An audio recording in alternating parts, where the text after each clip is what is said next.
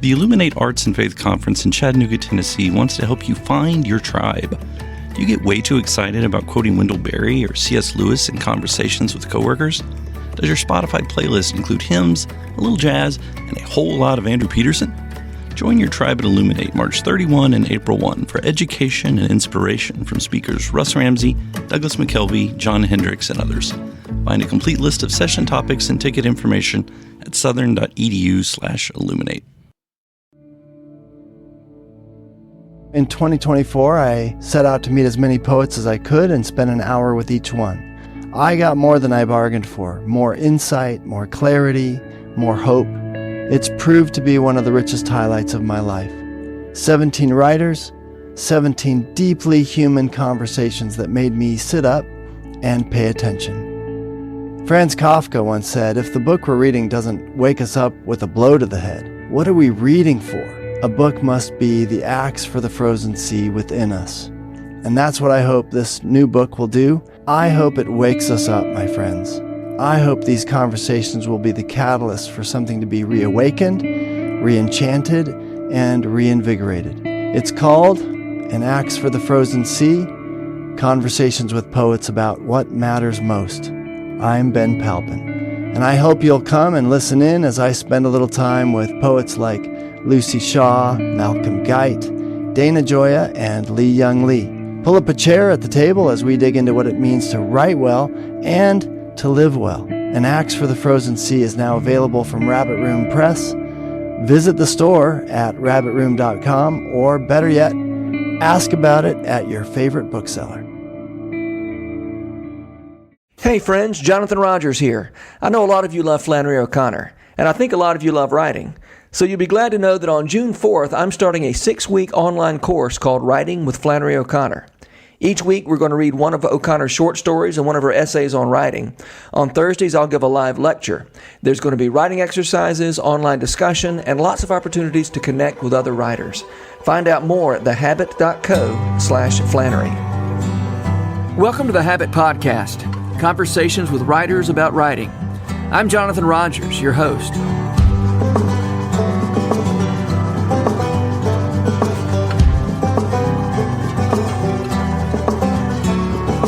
One of the things I love about Dr. Karen Swallow Prior is the way she makes literature and the life of the mind feel more accessible for people who don't think of themselves as academics. That's what she's done in college classrooms, as a public intellectual, and as the author of books such as On Reading Well and Booked.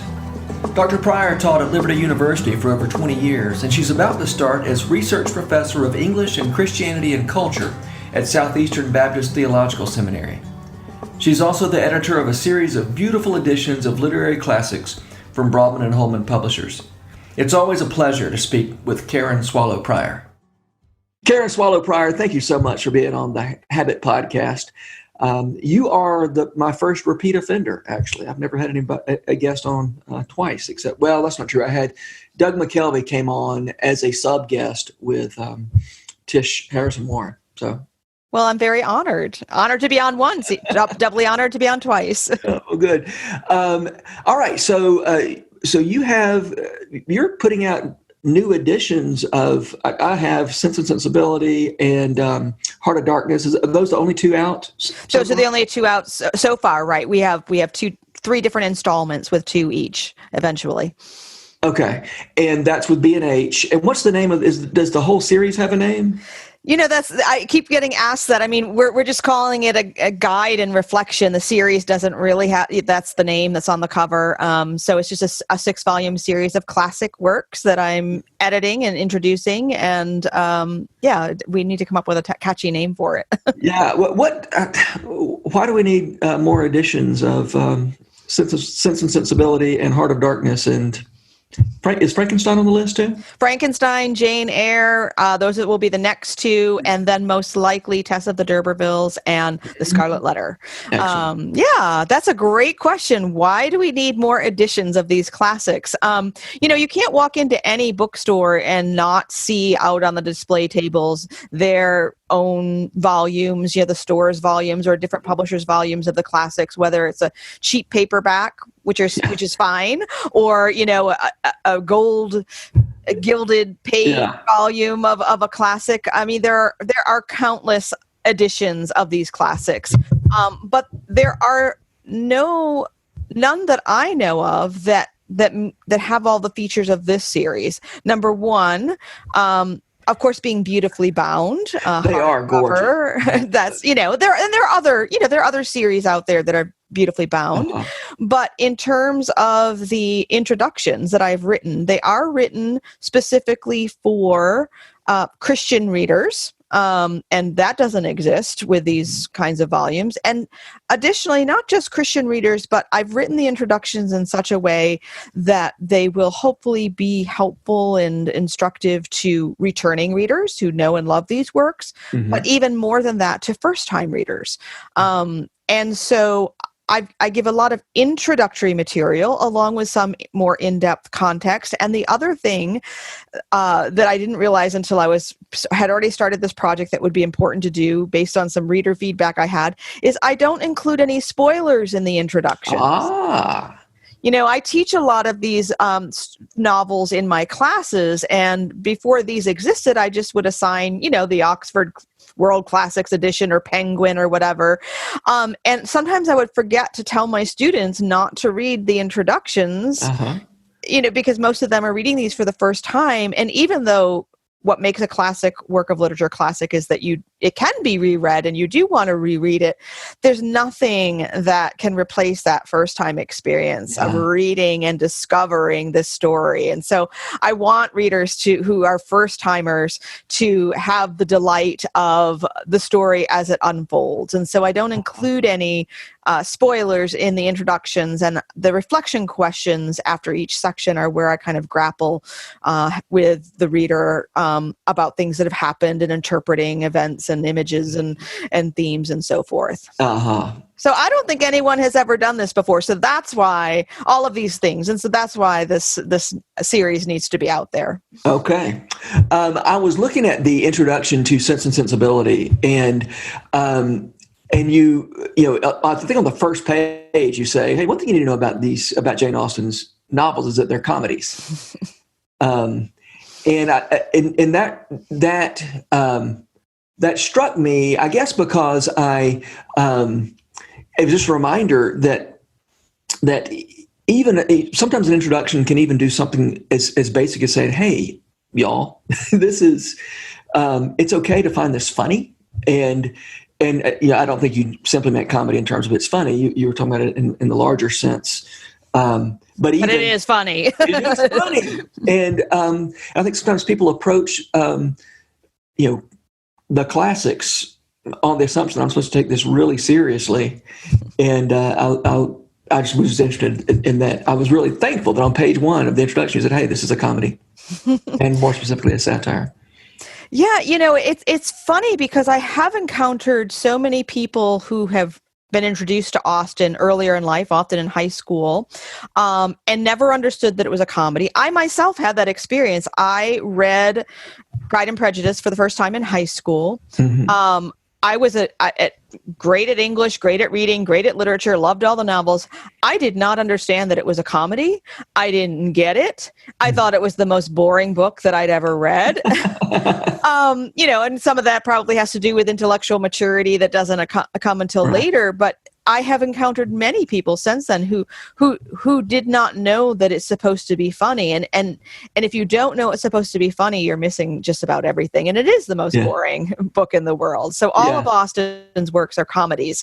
Genre is so important. This semester I finished teaching a course called Literature of the Bible, which examines the Bible in terms of all of the genres that are represented by its 66 books and the genres within them.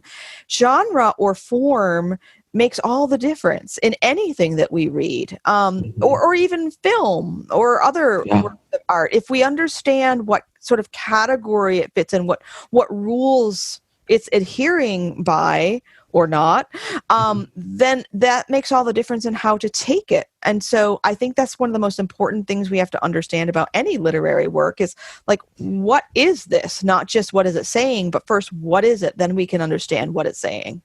I feel like I spend half my time, when I'm teaching Flannery O'Connor, I spend half my time convincing people that this is actually a really funny stuff. I mean, it's funny until, the serial killer shows up, and it's not as funny after that, but it's still kind of funny even then. The comedy, that vision of the world,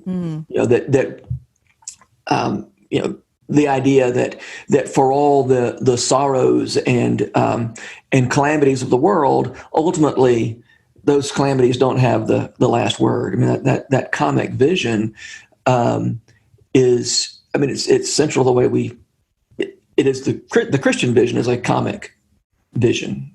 It was exactly.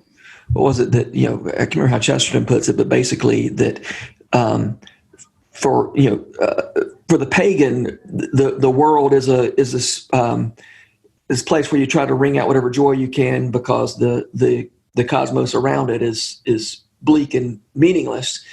And for the Christian, joy is the great secret, because it's the cosmos that's joyful, and it's just, and the world is comparatively sad. Anyway, I think it's, as you said, to understand, I guess even understanding what genre we live in, because it looks like we live in a tragedy so much of the time.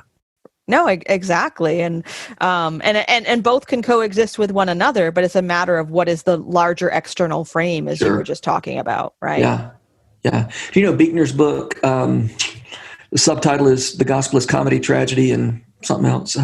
Telling the Truth. I don't know that book. I'm going to Oh, man, it's a great book. It's so good.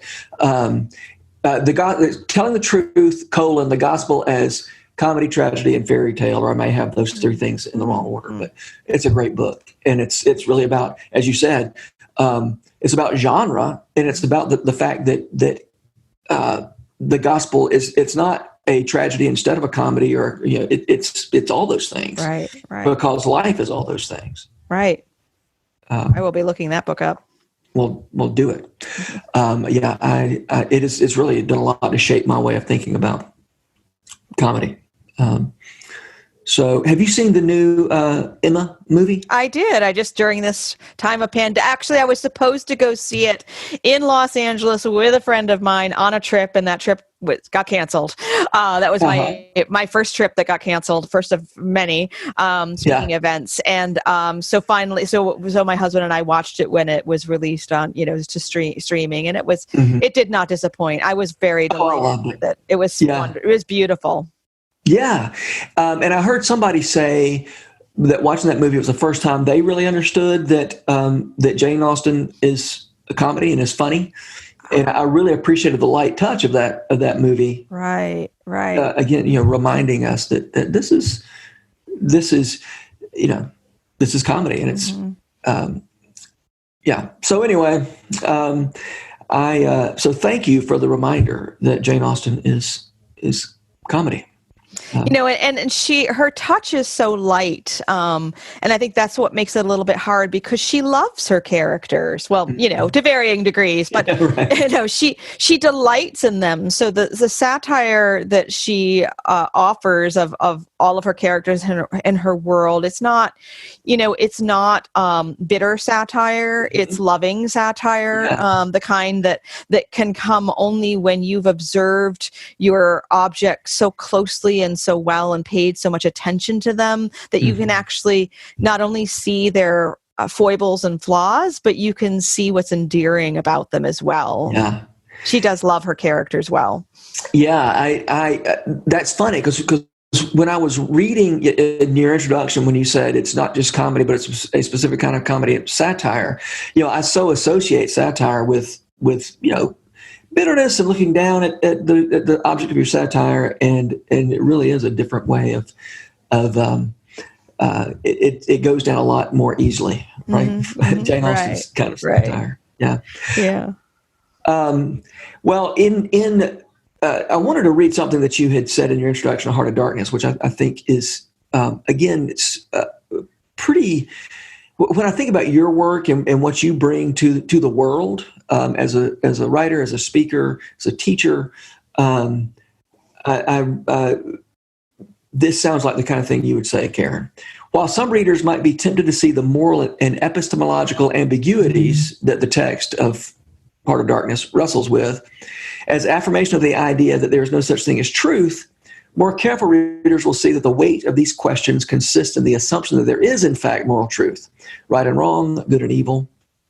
And I love that insight, right? I mean, we want a simplified. I think so often we want our stories to simplify the world for us and get rid of moral ambiguities, and that's not what really stories are there to do.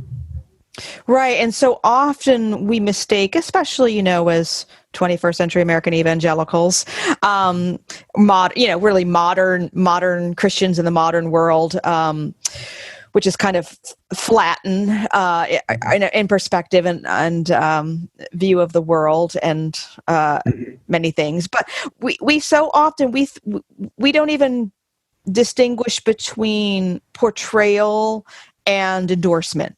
Right. So a book or a film that is dark and wrestles with deep, dark, hard questions isn't necessarily endorsing those things, right? It is asking us to look at them and to wrestle with them. And so Heart of Darkness is notoriously a dark book that deals with the depths of human depravity. And it's not a pleasant read, yet it is illuminating because it points to these things. And even though the author, as I say in the introduction, wasn't a believer and he didn't have an answer to this darkness that is at the center of all of our hearts, clearly he is acknowledging that we need something outside of ourselves. We need an external source of light because we don't have it. And ultimately that's optimistic, right? I mean, that is pointing us to the right answer. Tell me more about that. You said ultimately Conrad's vision is optimistic? Well, it's not his. One of the things that I talk about in the introduction is, he's a little bit before nihilism, the movement which really despairs of having any, that there's just nothingness. That's all that there is. Conrad is more existing in existentialism, which is a search for meaning, finds it only in ourselves, but yet he doesn't even affirm that in the novel. So he doesn't answer the question, but he's asking the right question. And I guess for me as a teacher, that's, to me, that is more than half of the battle. And so I see when someone is really asking the right question and wrestling with the right things, I would see that as optimistic, even if that student or that person or that author isn't quite recognizing that yet. How are you defining optimism in that case? Oh, well, I guess really just in sort of in black and white terms of like, is there an answer or is there not an answer? And so or maybe in more current terms, is there such a thing as truth or is there not such a thing as truth? I think that Conrad would say that there is such a thing as truth. And it's very, in his world and his vision of the world, it's very hard to see and find, but he wants it. He wants it. Yeah. We live in a world, I think, right now that doesn't even want the truth. Conrad wasn't quite there yet. Yeah. We want what makes us feel good. But that's a whole other story. We're used to the idea that we create our own reality. Right. Rather than trying to understand what reality is so I can align myself with it. Exactly. Right. So when you talk about these books that portray darkness without endorsing darkness, can you think of do you have examples of books that actually do endorse darkness? The kind of book that makes me, like when I read, like Heart of Darkness, for instance, doesn't make me say, boy, I sure would like to go be dark, It makes me think, boy, I'm glad this darkness doesn't have the final word. But what are stories? I mean, do you have any Anything on tap that's... Yeah, I mean, obviously there are stories out there that I know about that I've chosen not to read, and I have pretty, it takes a lot for me to not read a book, and so there, I'm sure that there are some out there that I'm not that familiar with. But I would say the first one that comes to mind that I think fits this description that you've just given, that I've read and I think is really excellent literature, despite the fact that it sees and endorses only darkness, is Thomas Hardy's Jude the Obscure. Now I mentioned... I've not read that. Tess of the D'Urbervilles is his best known novel, and it's one that I'll be including in the series. It's one of my favorites. Jude the Obscure is actually was Hardy's last novel that he ever wrote, because the public furor was so prolonged and severe that he quit writing novels. His vision was so dark and despairing. It's Jude the Obscure. Again, it's a late 19th century novel. I mean, so obviously I think our what we might think of as dark today can be much darker than even Hardy. But basically in Jude the Obscure, Hardy questions the entire existence of the church, religion, Christianity, and marriage, the institution of marriage itself, and even the optimism or hope of even human life. It contains one of the darkest, saddest, most tragic scenes in all of literature that I've read, with a young boy's suicide. And it's very despairing and dark, and Hardy's whole life was a rejection of Christianity, having grown up within a nominally Christian culture. And so his works are all tragic, tragic in the classical sense, because because the characters that he creates meet up against forces of nature and fate and their own natures that they cannot overcome. So that's really obviously tragic. Yet along the way, one could argue that Hardy's novels, especially Jude the Obscure, does not offer the kind of catharsis that Aristotle would be looking for in his great works of tragedy. So yeah. I guess I'm trying to come up with an example of a story that makes me, what you just described. I haven't read that book, but it doesn't. The way you described it, it doesn't sound like I would read that book and say, yeah, I think I might want to try that kind of dark vision of life and try that on for size. And I know, as you said, I know there are I'm sure there are movies that make it seem like some sort of nihilism is a pleasant way to live, or rank materialism or something like that. But to make evil attractive, that kind of dark, that kind of thing. Yeah. Twilight. I don't know. I haven't had the pleasure. I haven't read it either, but from what I know, I think it probably makes a self-destructive kind of worldview attractive to its readers and viewers. Yeah, right.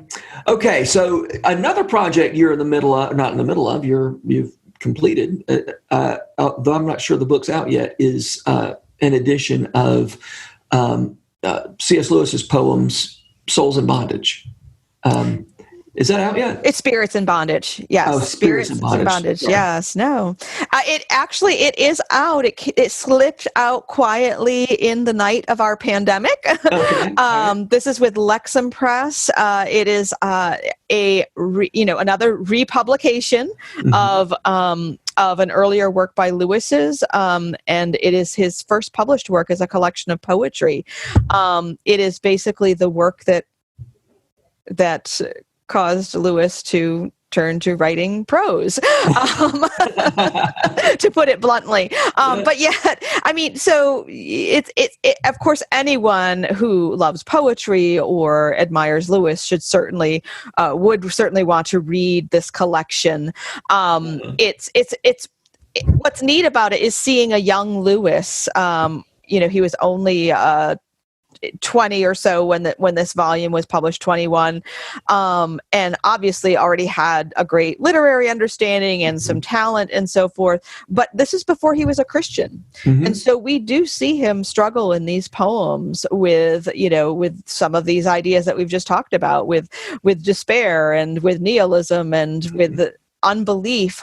Yet at the same time, we can see in the images and the questions he's asking a number of things that are end up being themes throughout his works, even after becoming a Christian. That sounds so interesting. I wrote a book called The World According to Narnia that came out in 2005. And I wrote it in a little bit of a hurry. There was at some point I had occasion to quote one of Lewis's poems. The one about the dragon sitting on the pile of gold. I don't know if you've ever run across that, but I quoted it, or I thought I was quoting it, and the editor writes back and says, "Where did you get these words from?" I was like, it's Lewis's poem. Well, I had completely misquoted the poem for something. Like I said, I was in kind of a hurry. But I hate to sound braggy, but I think my version was better. That may have been what you were doing there, improving a little. Yeah, because that I thought about that when you said that this was the poems that set him on that proved to him he had a gift for prose. But I would love to have a look at those. Well, I can probably arrange to have a copy sent to you. So yes, well, thank you. The perks of being a podcaster. Yes, that's right. And again, this also is. I think I'm seeing a pattern in my life here. This book also is a beautifully bound volume. Actually, look at it. So it's just gorgeous. Oh, look at that. Gorgeous. Yes. It's thin. Lexham is known for its beautiful, its beautiful books. So. Mm-hmm. Well, excellent. Okay, so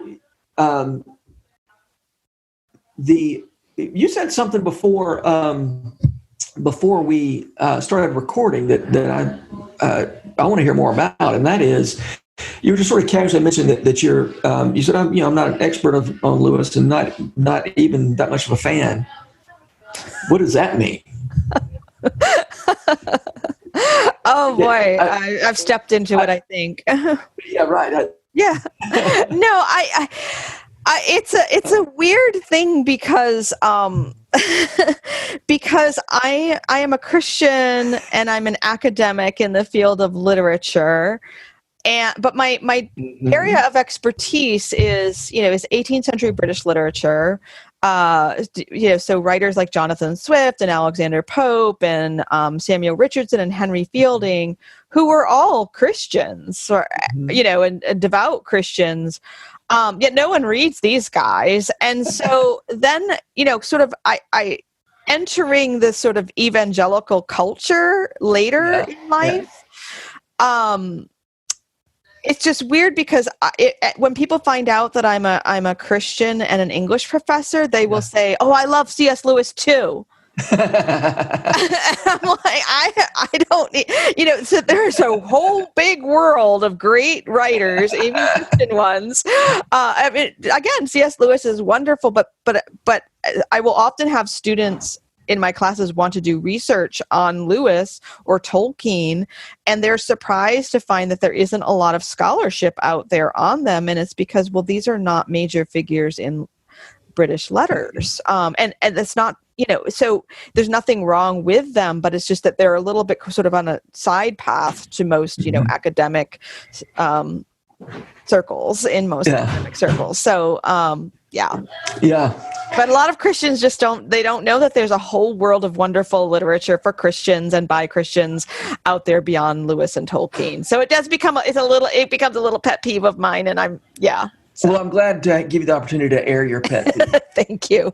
and so then there's the fandom aspect is, I guess there are many writers that I admire and respect and read, but then there's this whole other level of being a fan. Even with Austen, like, I don't consider myself a fan. Like, I don't remember all these details about her life and her dresses and tea. You don't write fanfic? I don't know, and I don't dress up in Regency era gowns. Well, I feel like you're missing some opportunities. Probably so. Yeah. Well, Karen, I always you've answered this question once before, but just in case anything has changed since last year, who are the writers who make you want to write? Oh wow! That I read more, and so that question can change. I have recently read my first novel by Willa Cather, "Oh Pioneers," and she makes me want to write. Now, a lot of people are Marilyn Robinson fans. I'm not as big a fan as other people, but I will say that her novel Housekeeping is one of the most exquisite novels I've ever read, and that makes me want to write. Yeah. And I noticed that it's often the agrarian writers that appeal to me. So they're inspiring to me. Excellent. Karen, thank you so much for being on the Habit Podcast today. And I hope things go well as you make a career transition to North Carolina. And thank you for the work you do. It's making a difference, and it means a lot to me personally. Well, thank you so much. Thanks for the honor of having me on twice. Yes. All right. See you soon. Bye-bye. The Rabbit Room has partnered with Lipscomb University to make this podcast possible. Lipscomb has graciously given us access to their recording studio in the Center for Entertainment and Arts building. We're so grateful for their sponsorship, their encouragement, and the good work they do in Nashville. Special shout out as well to Jess Ray for letting us use her song Too Good as part of this podcast. Visit jessraymusic.com to hear more of her beautiful songs. The Habit membership is a library of resources for writers by me, Jonathan Rogers. More importantly, The Habit is a hub of community where like-minded writers gather to discuss their work and give each other a little more courage. Find out more at thehabit.co. This podcast was produced by The Rabbit Room, where art nourishes community and community nourishes art. All our podcasts are made possible by the generous support of our members. To learn more about us, visit rabbitroom.com, and to become a member, rabbitroom.com/donate.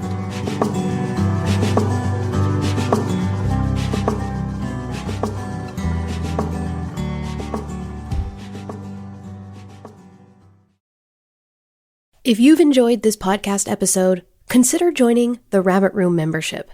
Your membership helps sustain this community, funding everything from publishing and podcasts and theater productions to events and programs that support artists who create with a Christ-centered vision. We'd love to have you on board. Learn more at rabbitroom.com/member.